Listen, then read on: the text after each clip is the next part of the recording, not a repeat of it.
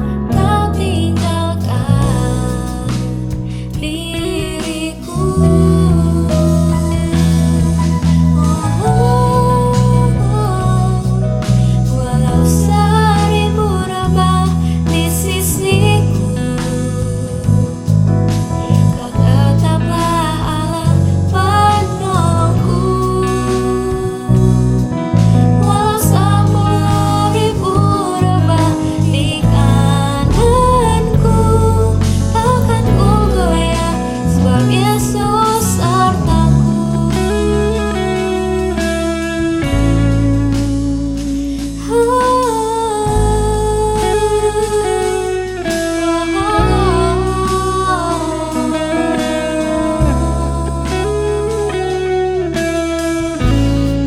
You are all we need. You are all we need.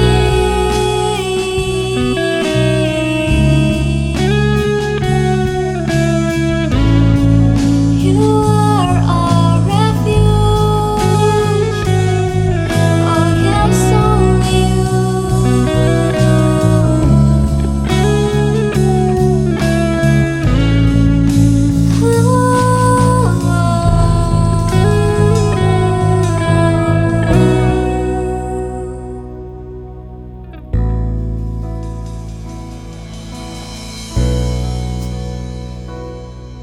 walau seribu rebah di sisiku, Kau tetaplah Allah penolongku. Walau 10.000 rebah di kananku, takkan ku goyah sebab Yesus sertaku.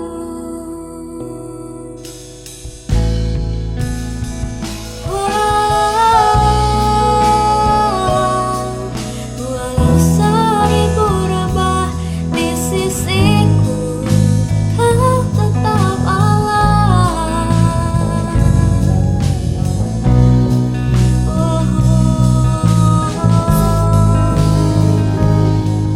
Di kananku, takkan ku goyah sebab Yesus sertaku.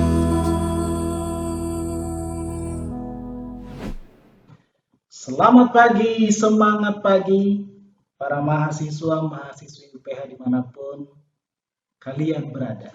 Satu semangat tentunya karena Tuhan masih mempercayakan kepada kita kehidupan sampai hari ini.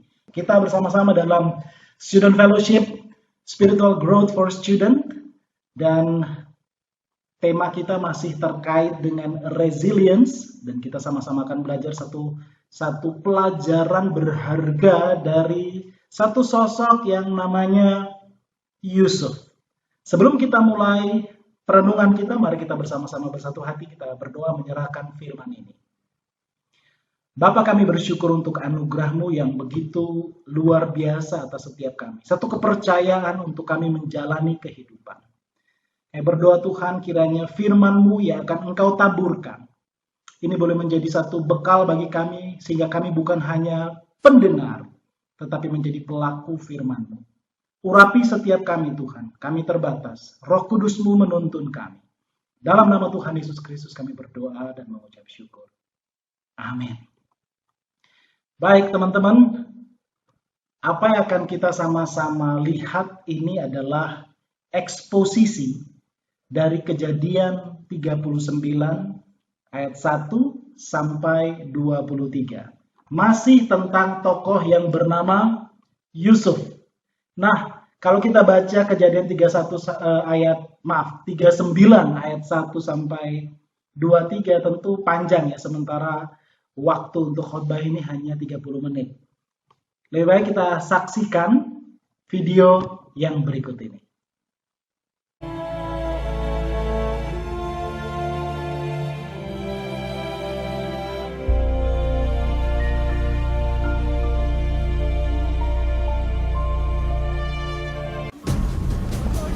Adapun Yusuf telah dibawa ke Mesir, dan Potifar, seorang Mesir, pegawai istana Fir'aun, kepala pengawal raja, membeli dia dari tangan orang Ismail yang telah membawa dia ke situ. Maka tinggallah ia di rumah tuannya, orang Mesir itu. Maka Yusuf mendapat kasih tuannya. Kepada Yusuf diberikannya kuasa atas rumahnya, dan segala miliknya diserahkannya pada kekuasaan Yusuf.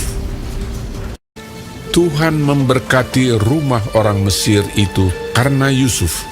Tuhan menyertai Yusuf, sehingga ia menjadi seorang yang selalu berhasil dalam pekerjaannya.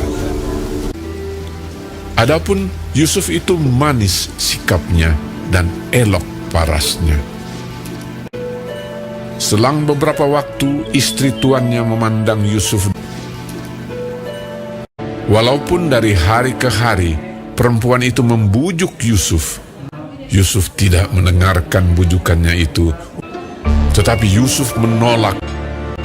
Sebab engkau istrinya. Bagaimana mungkin aku melakukan kejahatan yang besar ini dan berbuat dosa terhadap Allah? Pada suatu hari, masuklah Yusuf ke dalam rumah untuk melakukan pekerjaannya.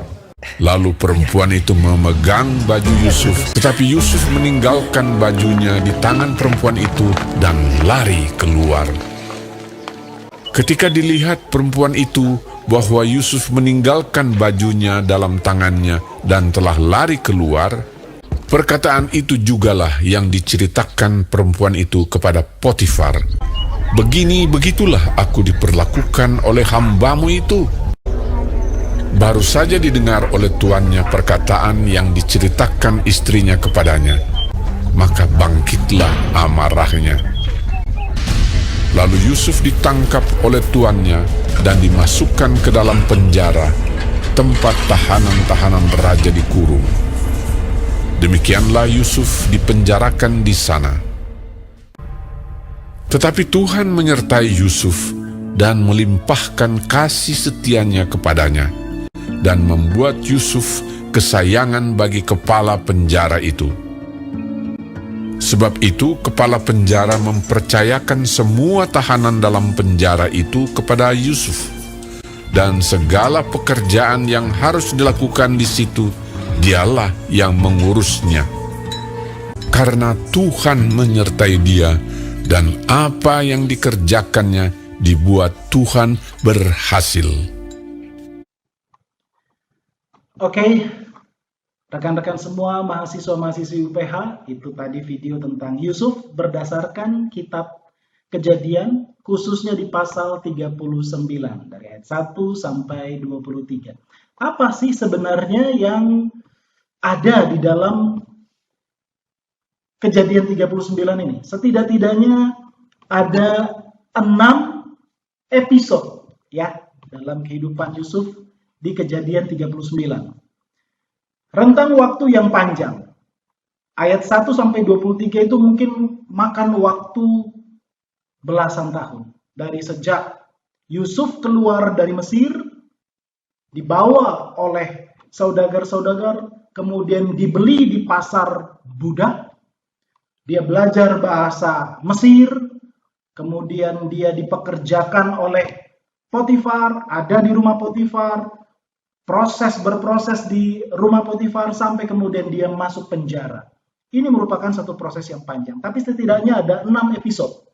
Episode pertama, perubahan status dari anak kesayangan menjadi budak di negeri orang.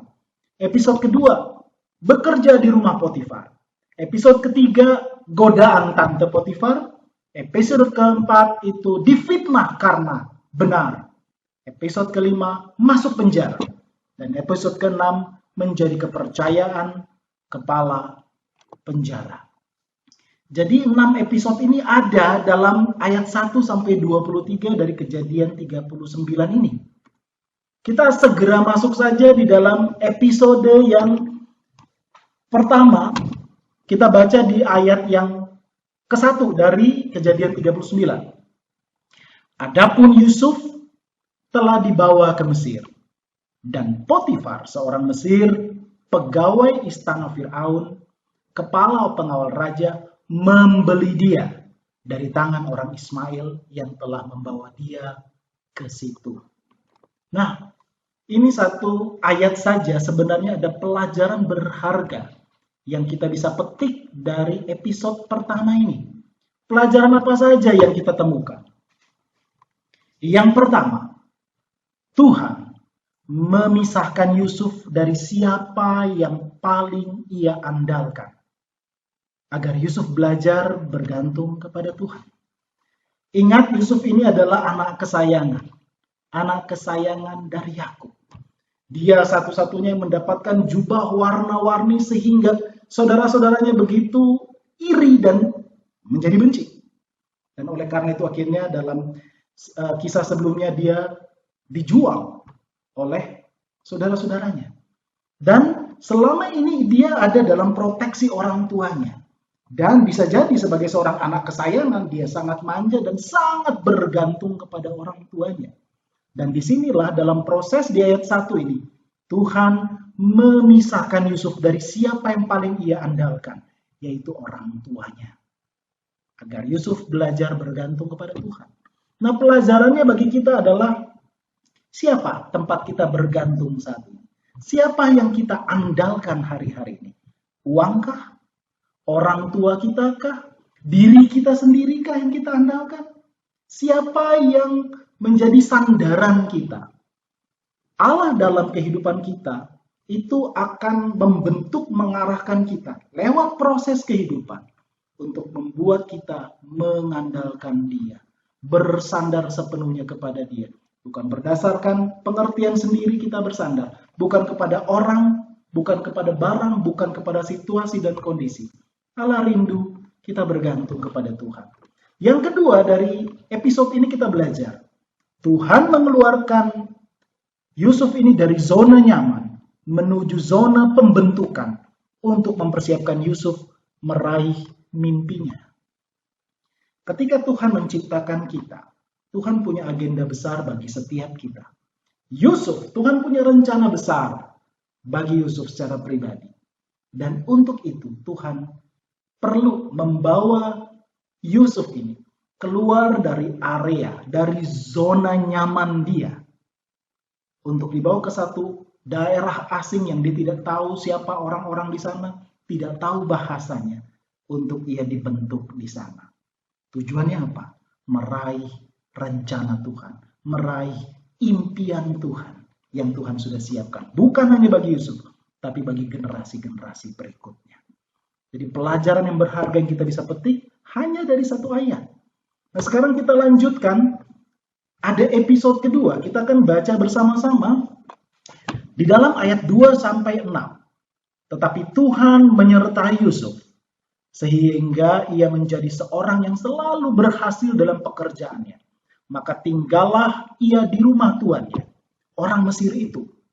Setelah dilihat oleh tuannya bahwa Yusuf disertai Tuhan, dan bahwa Tuhan membuat berhasil segala sesuatu yang dikerjakannya, ayat 4, maka Yusuf mendapatkan kasih tuannya dan ia boleh melayani dia. Kepada Yusuf diberikannya kuasa atas rumahnya dan segala miliknya diserahkannya pada kekuasaan Yusuf. Sejak ia memberikan kuasa dalam rumahnya dan atas segala miliknya kepada Yusuf, Tuhan memberkati rumah orang Mesir itu karena Yusuf. Sehingga berkat Tuhan ada atas segala miliknya, baik yang di rumah maupun yang di ladang. Segala miliknya diserahkannya pada kekuasaan Yusuf. Dan dengan bantuan Yusuf, ia tidak usah lagi mengatur apa-apapun selain dari makanannya sendiri. Adapun Yusuf itu manis sikapnya dan elok parasnya. Ayat-ayat ini mengandung pelajaran-pelajaran berharga. Apa saja yang bisa kita petik? Dalam episode kedua ini, dari ayat kedua sampai ke ayat 6. Di sini jelas, ada 2 kali dalam episode ini disebutkan bahwa Tuhan menyertai Yusuf. Tuhan menyertai Yusuf. Itu pelajaran paling penting. Jadi, penyertaan Tuhan adalah kunci yang membuat Yusuf bertahan di negeri asing, di rumah orang asing, sebagai budak. Jadi membuat Yusuf itu bertahan adalah penyertaan Tuhan. Siapa yang bisa tahan di negeri asing, tidak ada yang dikenal, bahasanya pun harus belajar yang baru? Demikian juga kita. Situasi dalam hidup kita bisa saja membuat kita tidak tahan. Kuliah dengan kondisi online seperti ini, rasanya nggak tahan. Tapi kalau kita lihat tujuan sasaran Tuhan, Tuhan izinkan proses yang ada sekarang, COVID-19 masih belum selesai, karena Tuhan punya rencana untuk kita senantiasa menyadari Hanya penyertaan Tuhan yang menjadikan kita bertahan. Yang kedua, penyertaan Tuhan adalah kunci sehingga Yusuf berhasil dalam segala pekerjaannya. Siapa yang tidak mau berhasil? Ketika teman-teman mengambil keputusan untuk kuliah, tujuannya untuk apa? Untuk lulus, untuk berhasil. Dan setelah lulus, untuk bekerja dan berhasil. Bikin usaha dan berhasil. Hanya satu kunci dari ayat-ayat dalam episode 2 ini. Kuncinya adalah senantiasa dalam penyertaan Tuhan. Penyertaan Tuhan yang menjadikan dia berhasil. Bahkan berhasil dalam konteks ini menyebabkan bukan hanya buat si Yusuf sendiri, tetapi sampai dirasakan oleh Potifar. Semuanya, kemakmuran, keberkatan dirasakan oleh Potifar. Yang ketiga, penyertaan Tuhan adalah kunci yang menggerakkan hati Potifar untuk mengasihi Yusuf. Siapa yang tidak mau dikasih? Siapa di dunia ini yang merasa bisa sendiri tanpa kasih dari orang? Potifar, orang asing. Dia adalah tuan. Dia bisa membunuh Yusuf. Dia bisa melakukan apa saja terhadap Yusuf. Dan dia tidak perlu mengasihi Yusuf untuk membuat Yusuf bekerja. Tetapi Tuhan, oleh karena penyertaannya, membuat Yusuf ini dikasih oleh Potifar. Potifar jadi jatuh hati sama Yusuf. Penyertaan Tuhan itu adalah kunci orang lain mengasihi kita. Yang keempat, penyertaan Tuhan adalah kunci yang membuat Yusuf beroleh kepercayaan untuk berkuasa atas segala milik Potifar. Wow, ada satu kepercayaan, ada kuasa yang dianugerahkan. Siapa yang tidak mau hal itu? Apa kuncinya? Penyertaan Tuhan. Pertanyaannya, bagaimana kita bisa meraih penyertaan Tuhan? Apa triknya supaya Tuhan menyertai kita? Dengar baik. Tuhan Yesus sudah menyertai kita. Roh Kudusnya sudah menyertai kita. Pertanyaannya, kamu ngerasain atau tidak? Kamu mengalaminya atau tidak? Karena hanya dengan kita mencari wajah Tuhan, dengan doa, dengan saat teduh, dengan persekutuan hari lepas hari, baru kita merasakan, kita mengalami. Karena seringkali Tuhan mau menyertai, kitanya nggak mau disertai, kitanya yang memutuskan untuk saya mau berjalan sendiri. Itu yang menyebabkan kita merasa tidak disertai, padahal Tuhan selalu mau menyertai umatnya. Itu pelajaran yang bisa kita petik dari episode kedua. Yang ketiga, yang kita bisa lihat ada episode ketiga. Kita lanjutkan dalam pembacaan kita. Dalam ayat 7 sampai ayat 12 dikatakan begini. Selang beberapa waktu, istri tuannya memandang Yusuf dengan birahi, lalu katanya, marilah tidur dengan aku. Ayat 8, tetapi Yusuf menolak dan berkata kepada istri tuannya itu, dengan bantuanku, tuanku itu tidak lagi mengatur apa yang ada di rumah ini, dan ia telah menyerahkan segala miliknya pada kekuasaanku. Bahkan di rumah ini ia tidak lebih besar kuasanya daripadaku, dan tiada yang tidak diserahkannya kepadaku selain daripada engkau, sebab engkau istrinya. Bagaimanakah mungkin aku melakukan kejahatan yang besar ini dan berbuat dosa terhadap Allah? Walaupun dari hari ke hari perempuan itu membujuk Yusuf, Yusuf tidak mendengarkan bujukannya itu untuk tidur di sisinya dan bersetubuh dengan dia. Pada suatu hari masuklah Yusuf ke dalam rumah untuk melakukan pekerjaannya. Sedang dari seisi rumah itu, seorang pun tidak ada di rumah. Ayat 12. Lalu perempuan itu memegang baju Yusuf sambil berkata, marilah tidur dengan aku.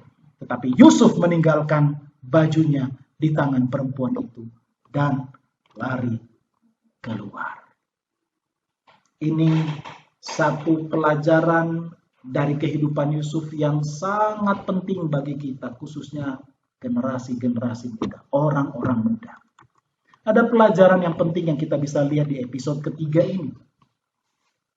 Dalam bacaan ini dinyatakan, pertama, Yusuf mencoba menyadarkan istri Potifar. Wow, satu keberanian yang luar biasa. Yusuf menyadari ada kekeliruan pola pikir dari Potifar, dari istri Potifar. Dia mencoba untuk mengingatkan, hei ingat, Saya ini adalah budak, tapi saya sudah dikuasakan segala sesuatunya. Tetapi kamu adalah satu-satunya yang tidak dikuasakan kepada saya. Mana mungkin saya berbuat dosa, melakukan kejahatan yang besar ini dan berdosa kepada Allah. Yusuf mencoba mengingatkan, menyampaikan kebenaran. Bagaimana dengan kita? Ketika kita diperhadapkan dengan satu kesalahan, orang berbuat satu hal yang keliru dan itu melibatkan kita. Apakah kita mau berdiri di atas prinsip? Atau kita terbawa arus dan ho-ho aja, iya saja. Atau kita mau memproklamirkan kebenaran dan mengatakan, no, kita harus berkata ya di atas ya, tidak di atas tidak. Belajar untuk menyadarkan orang lain. Ini yang dilakukan oleh Yusuf. Yang kedua, bagi Yusuf, perzinahan yang ditawarkan istri Potifar itu kejahatan besar dan dosa kepada Allah. Kenapa kita seringkali jatuh ke dalam dosa? Karena kita menganggap dosa itu masalah. Kita begitu mengecilkan, mereduksi apa itu dosa. Padahal dosa adalah dosa. Dosa adalah pelanggaran di hadapan Tuhan. Itu adalah kesalahan besar. Dan itu adalah dosa kepada Allah. Yusuf, dalam prinsip hidup dia menyadari perzinahan itu adalah kejahatan besar. Jadi buat dia, ini nggak ada tedeng aling-aling. Ini dosa besar, bukan masalah. Kita perlu belajar dari Yusuf dalam konteks ini. Ketika ada dosa di depan mata kita, jangan kita mereduksi.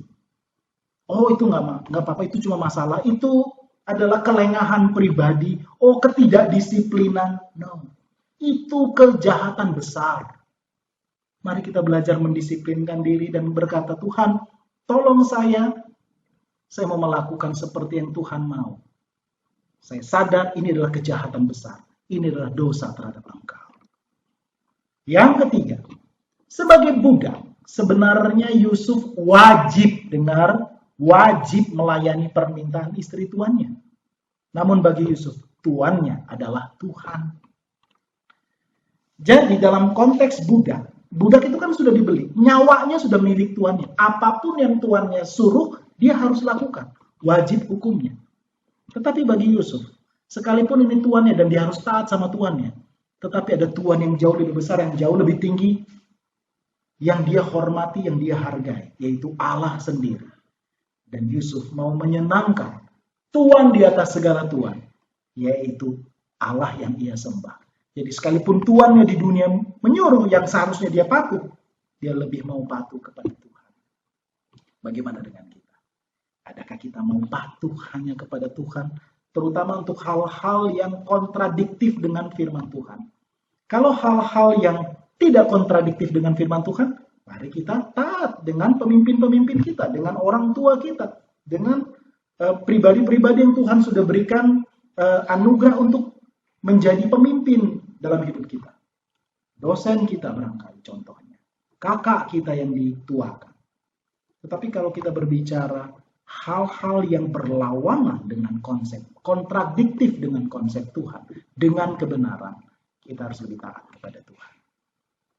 Yang berikut, istri Potifar terus-menerus menggoda Yusuf. Tak habis-habisnya hampir setiap hari mungkin. Demikian juga dengan apa yang kita hadapi. Hari lepas hari dalam hidup kita, ada saja godaan, ada saja cobaan. Dan itu bisa menjadi ujian dalam hidup kita. Bagaimana Yusuf bisa menang? Ya, itu adalah kedisiplinan hidup yang dia miliki, yang menyebabkan Yusuf bisa meraih kemenangan. Jangan kita lengah. Pelajaran pentingnya adalah jangan kita lengah, karena setiap saat setan bisa menggunakan apa saja, siapa saja untuk menjatuhkan kita. Yusuf dia tidak lengah. Dia sadar setiap hari ada saja godaan. Ada saja upaya dari si iblis lewat Potifar, lewat istri Potifar, maaf. Dan dia tidak mau lengah. Dia berjaga-jaga. Yang berikut, bagi Yusuf ketaatan jauh lebih berharga daripada kenikmatan jasmania sesaat. Ini juga pelajaran penting. Jangan kita berpikir, sekali ini saja, nggak apa-apalah, Sekali dua kali jatuh kita masih manusia berdosa. Dengar baik. Yusuf memberikan satu teladan. Dia pun adalah manusia dengan natur dosa. Tapi dia menyadari satu kebenaran. Ketaatan itu jauh lebih penting, jauh lebih prioritas, jauh lebih berharga. Kenikmatan sesaat, nikmat membawa sengsara. Lebih baik sengsara dulu, tapi itu membawa nikmat bagi kemuliaan Tuhan. Yang terakhir dari pelajaran di episode 3. Yusuf pada akhirnya memutuskan untuk melarikan diri dari godaan dosa. Jangan pernah kita berpikir bahwa kita kuat. Seringkali, oh nggak apa-apa, saya kuat. Kalau godaan cuma kecil begini, sederhana, saya bisa bereskan, saya bisa menghadapinya. Dengar baik, ada dosa-dosa yang kita tidak akan sanggup selain kita lari. Kita perlu untuk mengambil keputusan. Bukan cuma di dalam pikiran, saya menjaga mata dan pikiran saya, hati saya. Tetapi ada tindakan yang realistis yang perlu kita tunjukkan. Yusuf, dia sudah bilang, no, no, no, no. Itu keputusan dari dalam hati dia perkatakan. Tapi sampai kepada satu titik, dia harus lari. Ini adalah satu sikap yang dewasa. Bertanggung jawab, dia sadar ada kapasitas dia terbatas. Kalau kapasitas nggak terbatas sih tahan godaannya. Tapi dia tahu dia punya batasan, bisa aja dia jatuh satu saat. Maka dia lari. Itu pelajaran yang berharga dari episode ketiga ini. Episode keempat kita baca cepat.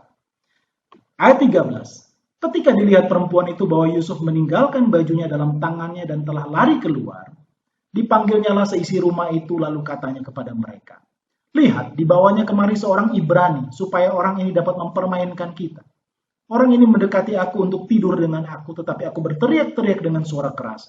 Dan ketika didengarnya bahwa aku berteriak sekeras-kerasnya, ditinggalkannyalah bajunya padaku. Lalu ia lari keluar. Juga ditaruhnya baju Yusuf itu di sisinya sampai tuan rumah pulang, yaitu Potifar. Perkataan itu juga yang diceritakan perempuan itu kepada Potifar. Katanya, hamba orang Ibrani yang kau bawa kemari itu datang kepadaku untuk mempermainkan aku. Tetapi ketika aku berteriak sekeras-kerasnya, ditinggalkannyalah bajunya padaku. Lalu ia lari keluar.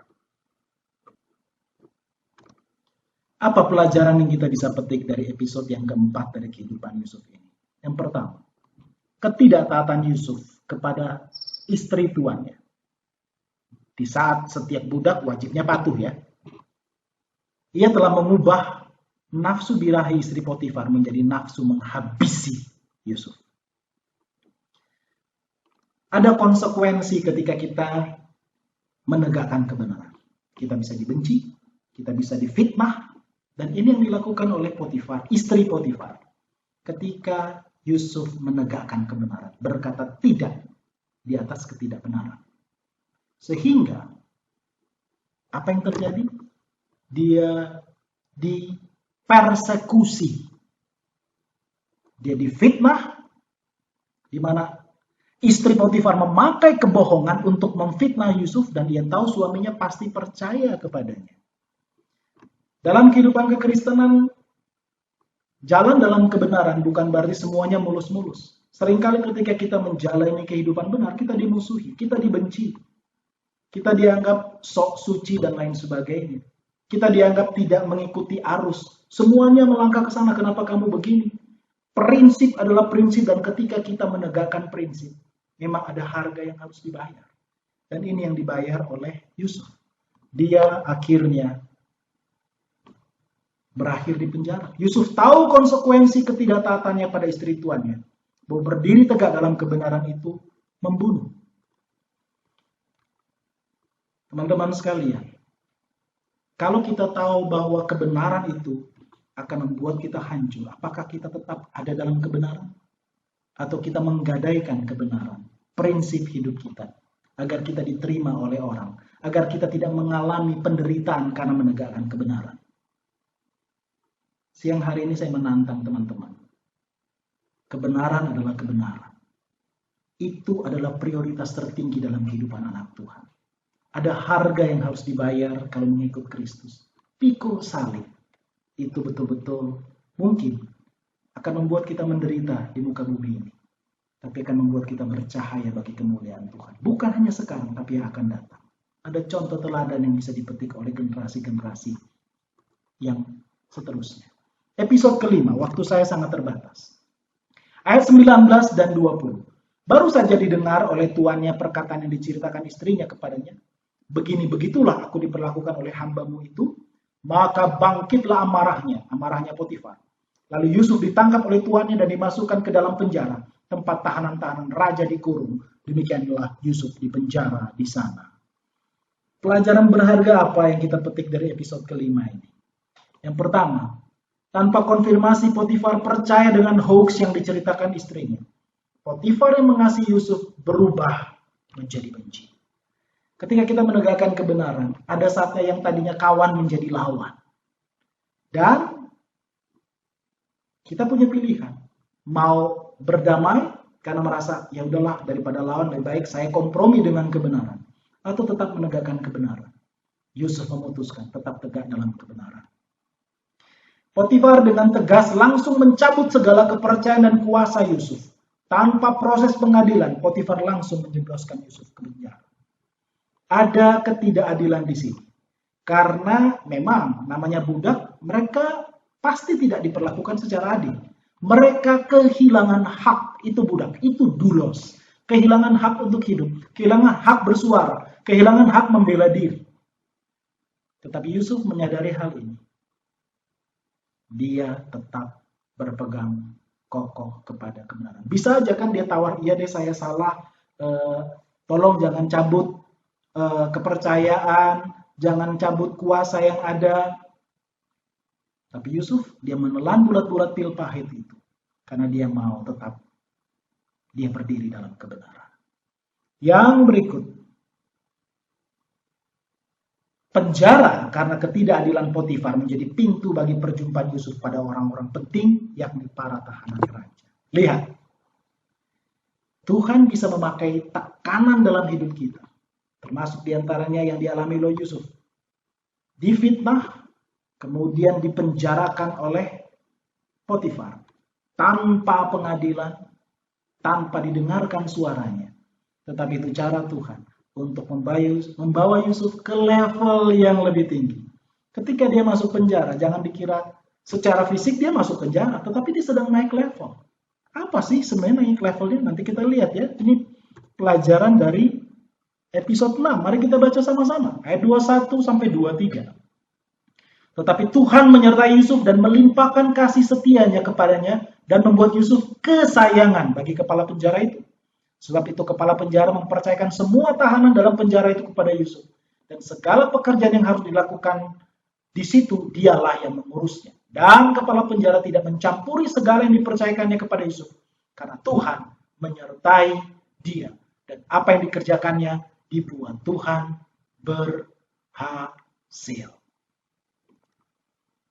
Dalam episode 6 ini kembali 2 kali disebut ada penyertaan Tuhan. Nah, kita perhatikan pelajaran apa dari episode yang ke-6 ini.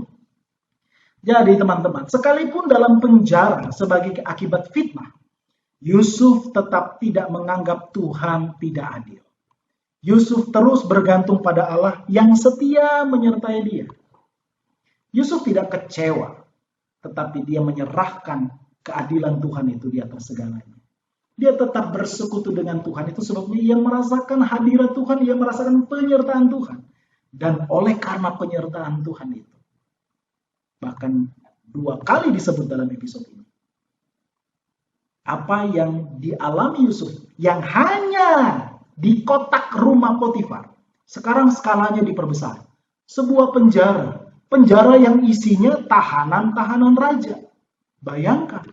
Itu naik level. Tadinya rumah, sekarang penjara yang kompleks, yang isinya orang-orang pejabat-pejabat penting. Mungkin ratusan orang. Dipercayakan semuanya kepada Yusuf. Naik level kan? Pertama, dia tidak menggerutu, dia tidak menganggap Tuhan tidak adil, sehingga dia tetap bersekutu dengan Tuhan, dan dia merasa penyertaan Tuhan. Yang kedua, sekali lagi penyertaan Tuhan menjadikan Yusuf dikasih oleh orang lain. Kali ini oleh kepala penjara. Jadi sudah jelas ya.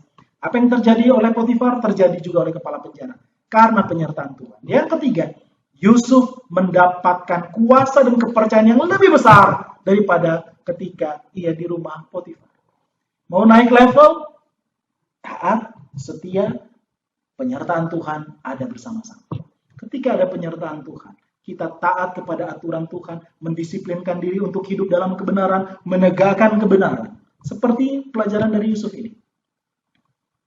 Tidak perlu kita kejar untuk kita naik level. Kita tidak perlu cari. Itu akan diberikan kepada kita. Yang tadi hanya rumah seorang Potifar. Sekarang penjara dengan segala kompleksitasnya. Dipercayakan, dikuasakan kepada Yusuf. Coba bayangkan, rumah penjara itu terdiri dari orang-orang yang bermasalah. Dan betul-betul gambling istilahnya kalau seorang kepala penjara mempercayakan kepada salah satu napi yang ada di sana. Tetapi Yusuf dipercaya oleh kepala penjara. Dia dikasihi oleh kepala penjara. Itu luar biasa. Dan yang terakhir, Yusuf berhasil dengan segala yang dikerjakannya karena Tuhan menyertai dia. Kembali, ini hampir sama dengan episode pertama. Penyertaan Allah adalah kunci. Teman-teman sekalian, mau mengalami keberhasilan? Jangan kejar keberhasilan. Mau mendapatkan kuasa? Jangan kejar kuasa. Mau mendapatkan hidup nyaman dan tenang? Jangan kejar hidup nyaman dan tenang. Mau mendapatkan kuasa? Jangan kejar kuasa. Hiduplah dalam penyertaan Tuhan. Sadarlah bahwa Roh Kudus senantiasa menyertai engkau. Hiduplah dalam persekutuan dengan Dia, dalam keintiman dengan Dia. Dan lihat, engkau tidak perlu kejar berkat. Kejarlah sumber berkat yang sudah lebih dahulu membuka tangannya untukmu. Yang sudah memilih engkau sebelum dunia dijadikan. Untuk engkau menjadi anak-anaknya. Selamat itu gratis. Tetapi menjadi murid Tuhan, ada harga yang harus dibayar. Adakah engkau mau bayar harganya? Sebagaimana Yusuf membayar harganya. Mari kita berdoa. Bapa, kami bersyukur Tuhan, siang hari ini kami boleh belajar. Untuk kami hidup di dalam kehendak Tuhan sebagaimana Yusuf. Menegakkan kebenaran. Situasi dan kondisi bisa membuat kami Tuhan terbawa. Tetapi hidup yang senantiasa bergantung kepada Tuhan. Dan merasakan penyertaan Tuhan karena memang Tuhan ingin menyertai. Membawa kami, menjadi kunci bagi kami. Menikmati hal-hal besar yang Tuhan sudah siapkan untuk menggenapi rencana-Mu. Datanglah kerajaan-Mu, jadilah kehendak-Mu di bumi seperti di surga. Dalam nama Tuhan Yesus Kristus kami berdoa. Amin. Terima kasih teman-teman. Tuhan memberkati kita semua. Shalom. Ada beberapa informasi yang ingin kami sampaikan. Yang pertama, Student Fellowship akan diadakan 2 minggu sekali pada hari Jumat, yang berarti kita akan bertemu lagi pada tanggal 19 Februari 2021 dengan tema The Caring Heart yang akan dibawakan oleh Bapak Heri Yulianto. Yang kedua, kami juga mengundang teman-teman semua untuk mengikuti kegiatan prayer meeting yang akan diadakan setiap minggunya pada hari Minggu pukul 7 malam waktu Indonesia bagian Barat. Sekian informasi dari kami, selamat melanjutkan aktivitas kalian. Tuhan Yesus memberkati.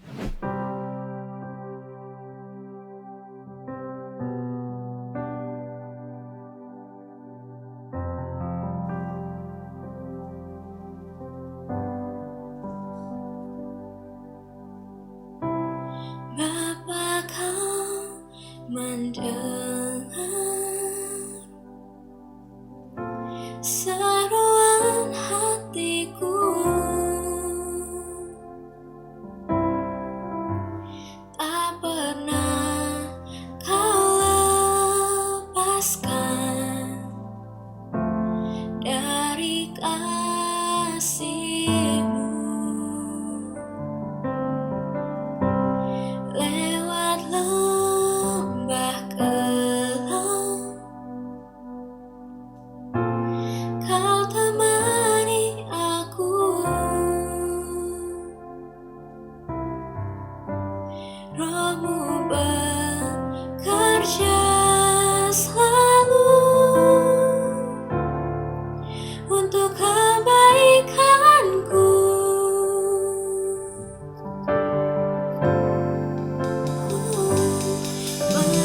Mengalir kuasa